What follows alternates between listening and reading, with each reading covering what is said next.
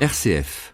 Ciel Bleu est une association spécialisée dans la prévention santé auprès des personnes fragilisées par l'âge, un handicap ou bien une maladie chronique. Ciel Bleu vous propose sa chronique hebdomadaire de sensibilisation aux bienfaits de la pratique régulière d'une activité physique adaptée. Bonjour Baptiste. Bonjour Olivier.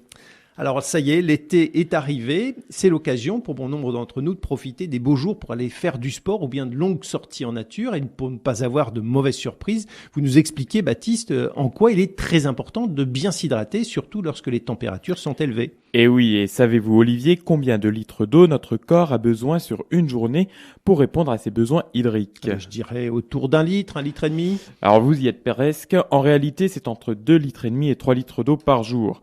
Alors l'alimentation permet d'apporter entre un tiers et la moitié des besoins en eau de notre corps et l'autre moitié est apportée par les boissons que nous prenons au quotidien comme le café, le thé ou l'eau tout simplement. Donc effectivement, en plus des repas, il est nécessaire de boire entre 1 litre et 1,5 litre d'eau par jour. Et j'imagine, Baptiste, que l'on a besoin de boire davantage quand on fait du sport ou bien une activité physique. Eh bien, en fonction de l'intensité de votre activité, vous allez perdre plus ou moins d'eau, entre 1 demi-litre et 2,5 litres, du fait de l'augmentation de votre température corporelle. Un marqueur visible de cette perte hydrique est la fameuse goutte de transpiration plus ou moins grosse qui coule de votre front. Plus vous avez de gouttes, plus vous perdez d'eau, plus vous devez boire, tout ça est clair comme de l'eau de roche. Alors un petit conseil pour éviter une erreur que l'on a tous déjà faite, n'attendez pas d'avoir soif pour boire, car si votre corps vous fait signe qu'il a soif, c'est qu'il est déjà trop tard, votre corps est déshydraté. Et déshydratation égale perte des capacités.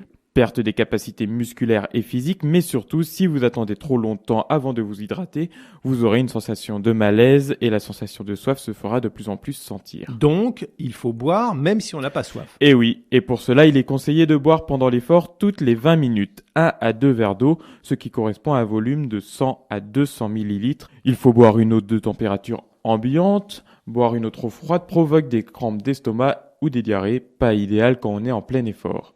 N'oubliez pas également de boire avant l'effort pour permettre à votre corps de ne pas commencer l'activité en étant déshydraté. Et même après l'effort, il est important de boire beaucoup d'eau, surtout si vous avez effectué un effort intense, car une bonne récupération commence par une bonne hydratation. Y a-t-il une eau à privilégier ? Qu'elle soit minérale, de source ou du robinet, il n'y a pas d'eau miracle ou de mauvaise eau pour le sport. Choisissez l'eau que vous aimez et que vous avez l'habitude de boire et ça ira très bien. Un conseil particulier pour cet été ? Eh bien, en été, la quantité d'eau bue doit être plus importante, mais ce n'est pas pour cela qu'il faut boire 1 litre d'eau d'un coup. Vous risqueriez de souffrir de ballonnements pas très agréables. Privilégiez plutôt de boire en petite quantité, mais régulièrement. Pensez également à prendre votre casquette, votre crème solaire et surtout votre bouteille d'eau. Et c'est parti. La Fondation Ciel Bleu vous donne la possibilité de soutenir le développement de la recherche et de l'innovation dans le domaine de la santé par l'activité physique ainsi que pour améliorer l'accessibilité financière et géographique des programmes développés. Merci Baptiste, à la semaine prochaine. À la semaine prochaine.